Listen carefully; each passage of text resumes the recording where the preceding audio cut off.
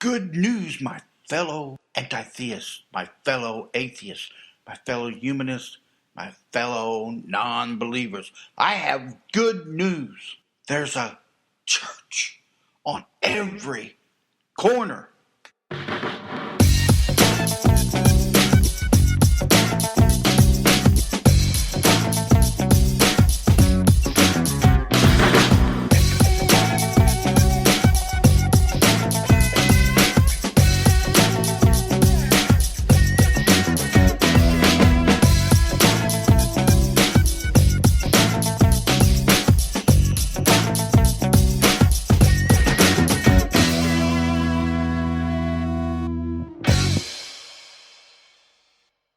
Why is a church on every street corner good news? Well, you see, a Christian goes to a church, and however long that they've been going to this church, they go to this church. Suddenly, they have an argument with another Christian in this church. Maybe they've been going for 20 years, maybe 40 years, maybe a week. Who knows how long they've been going, but suddenly the church is taking sides in this disagreement. And one of the Christians leaves the church and goes to another street corner and either joins another church or starts another church. That's why there are Christian churches on every corner, because Christians can't get along with other Christians. You go to the Christian church on one corner, then go to another Christian church on the corner across the street, and you'll find subtle differences in these churches. If not differences, different people.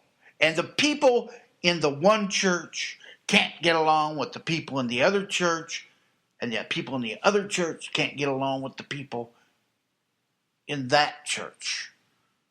So these churches on every corner, which the Christians pretend is their strength, is in fact one of their Achilles' heel. It is not a good thing to have a church on every corner. It's because they don't get along. Now, I found this out early in my life. I've always been an atheist from the day I was born. And my parents never promoted religion or non-religion in our house. We didn't go to church. We just... Christianity and God was just not part of our family life. So every now and then when I was growing up, my friend would find out I don't go to church and would invite me to the church. I would say, I don't go to church, I'm an atheist. Well, come to our church. So I would go to these different churches. As a matter of fact, by the time I was probably 8 years old, I'd been to all but one or two churches in our town, and we have a lot of churches. And one thing I noticed when they were trying to woo me to get to attend their church, to be a Christian and attend, and not only be a Christian, but attend their church. After a couple weeks, of course, they're all smiles for the first couple of weeks. They're wooing you. They're like a guy wooing a girl, dating a girl, trying to get a girl to date him. Everything's fine in the dating process to get to the date. And even after a few dates, everything's fine. But of course, then the veneer comes off and you find out what the person is really like. So I'd be going to these churches. I'd go to a church for maybe 2 or 3 weeks. And then I'd say, well, I'm going to go try this church down the street. And I may not be going to try the church down the street. I'm just not going to be going to their church anymore. But I learned that if I told them that, then they would tell me, well, the church down the street or on the other corner or across the street. Those people aren't really Christian. So what do you mean they're a Christian church? They have the Bible. They don't teach the Bible the way that we do. I heard that at every Christian church I went to. Those people on the church across the street or down the street or across town, wherever, all the other churches didn't teach the Bible, the true Bible, the way they did in their church. They were the true Christians in town. And of course, it's all about money and tithing and members. You know, we have the most members. We have this guy and that guy. We had a church in town that I said, I'm going to go try that church there. It was on one of the main streets in town, right across from the post office. A highly held piece of land, this corner across from the post office.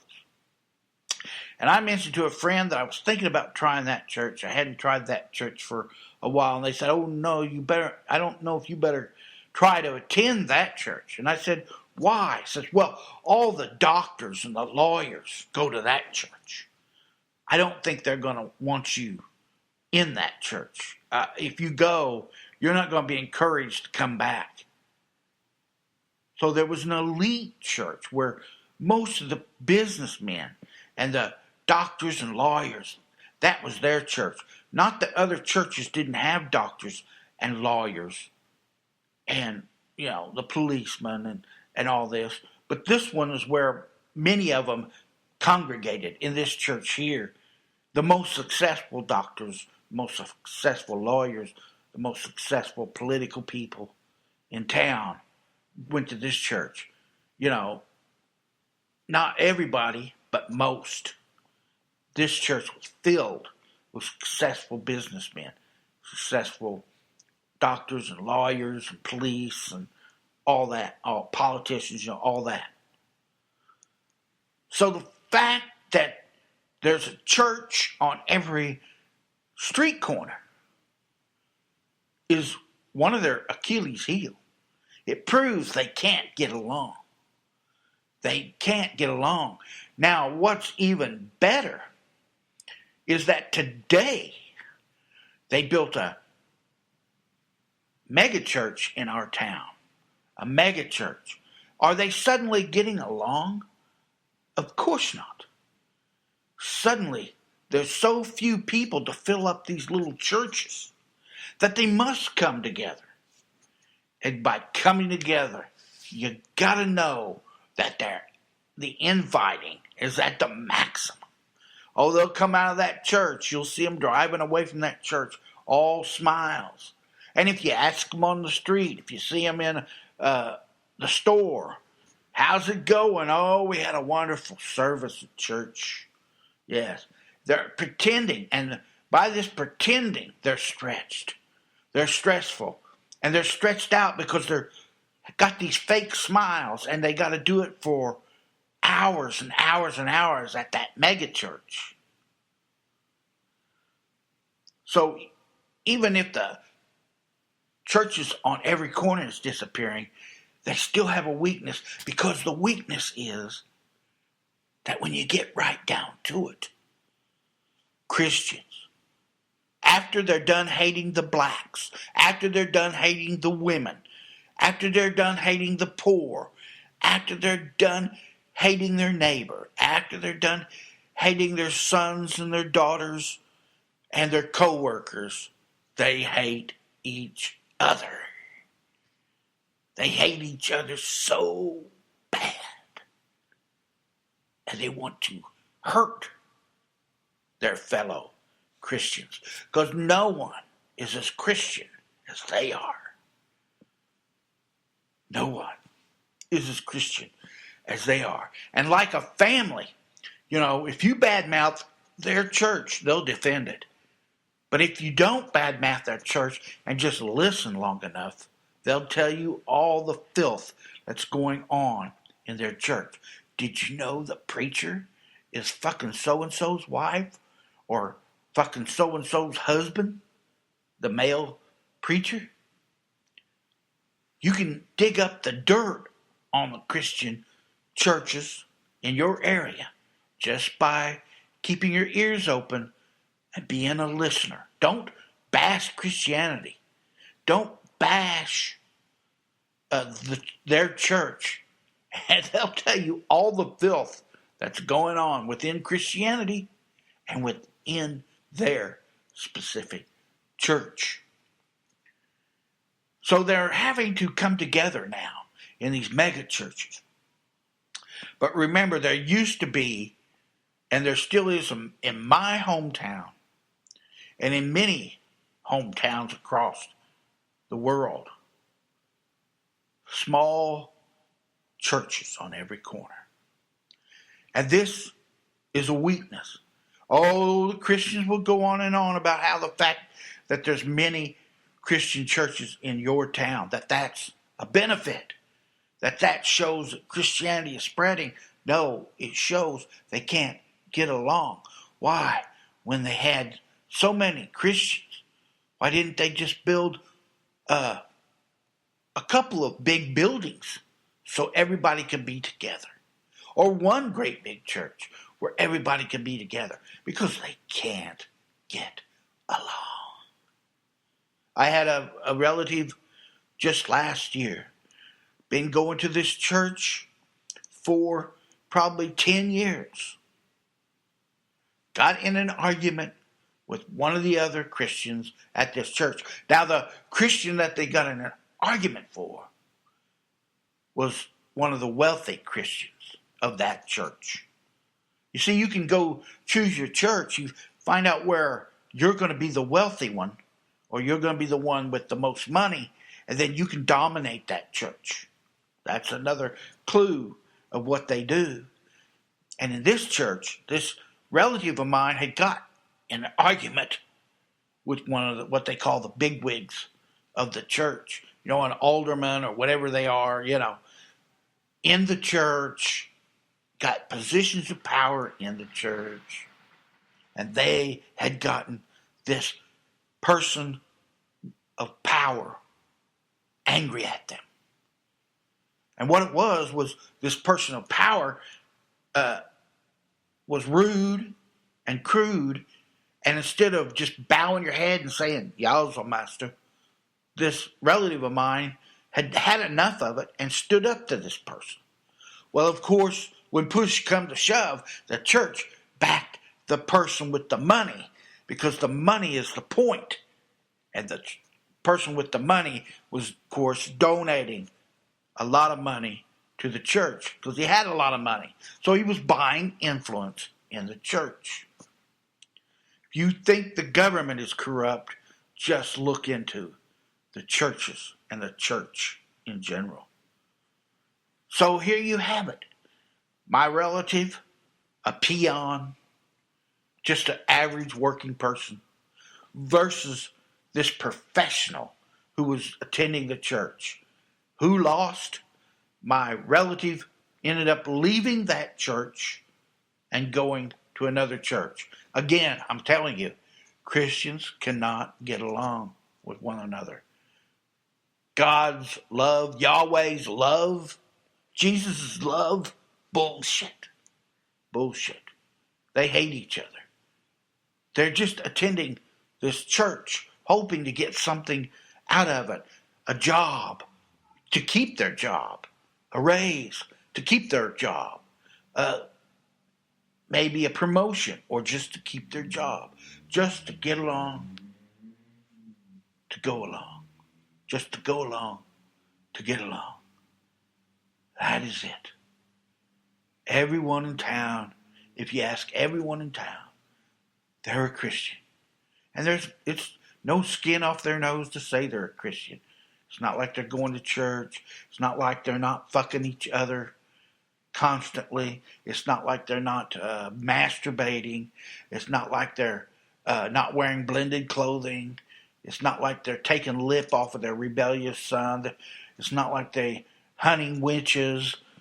It's not like they're doing anything that the Bible says in order to be a Christian. They're doing the exact opposite, but saying you're a Christian. especially in this day and age where it's more acceptable not to be a Christian. The Christian superstition is having to loosen their control of people, because you can only have evil control over somebody if they don't have an option. And today it's acceptable to have an option, and it's getting more and more acceptable not to be a Christian. Most people cop out and say, I'm not religious, I'm spiritual. Whatever the fuck that means. But being spiritual doesn't include giving 10%, and being spiritual doesn't include going to church. And being spiritual doesn't include stoning your rebellious son to death, or forbidden to be wearing blended clothing, or never questioning nothing, just obey unquestionably, to cower, conform, and comply with Christianity or some other superstition like Muslims, Islam, or Judah, the Abraham religions. Buddha's bullshit. It's all Hinduism bullshit. It's all bullshit. Designed for mind control. It's Big Brother mind control. New World Order. Fascism at its simplest. So the Christians who hate each other are now being forced more and more to go to these mega churches because their numbers are dwindling, and they want to make it look like their numbers are huge. So they all join together in this mega church. But remember, when they had the numbers, they couldn't get along, and there's a church on every corner. And they falsely cover up the fact that a church on every corner means they can't get along. So they covered it up and pretended having 1,000 churches in a town was a strength. So you wouldn't notice or wouldn't even think about, hey, what's the fucking deal with all these churches? Can't they get along? No, they bragged about the fact that there was 1,000 churches in town. That's called a cover-up. It's bullshit. They're covering up the fact they can't get along with each other. So it's good news that these churches are in every corner. And if you will point it out, and if you will remind people why there are 1,000 churches in your town, if you will remind people why there's a church on every corner, because they can't get along with each other. If you remind them that the big mega church is because they are losing members and they got to join together to make their numbers look, huge. It's like the scrawny man who puffs himself up to look bigger, when actually it's all a delusional illusion. So there you have it. Good news. And they have fooled you into believing that 1,000 churches, a church on every corner, is a Christian strength, when it's actually a Christian failure. Till next time, when you'll hear some more godless truth, from the godless anti-theist. Here all this time, Christians have pretended that a church on every corner is a good thing, hiding the fact that a church on every corner is a sign of Christian weakness.